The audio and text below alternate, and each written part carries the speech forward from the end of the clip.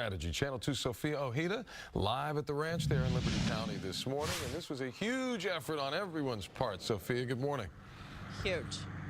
Good morning, guys. So huge, super huge. It was just an incredible sight to see. Hundreds of volunteers. We're talking 200 cowboys, airboat owners coming out. It was like the Wild Wild West, all coming out to help save those cattle, hundreds of cattle from the trapped Liberty River.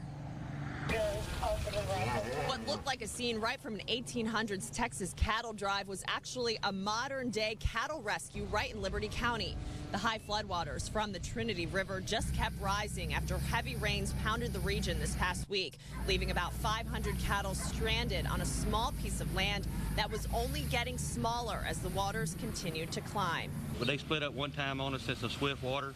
We had about 60 of them on dry ground. They split, went back through the woods. We couldn't get through the woods in airboats, so we had to go back there and drive them out a different way. Pat Hensey, who owns the Liberty Bell Ranch off of Highway 90, called in help from about 200 cowboys, airboat owners, and volunteers, and began early in the morning, rounding up the cattle one by one. The smaller ones were saved by airboat, while the bigger ones were herded off by water to the west bank of the Trinity River on Highway 90. We had a plan to go out through a low water, and they got a big rain last night north of us, and the river was a foot and a half higher this morning when we got here.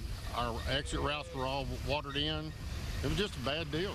And finally, the huge task of driving hundreds of cattle on the highway through the city of Dayton, escorted by Liberty County Sheriff's deputies. Folks cheered them on as hundreds of cows paraded through the city as a sort of homecoming day.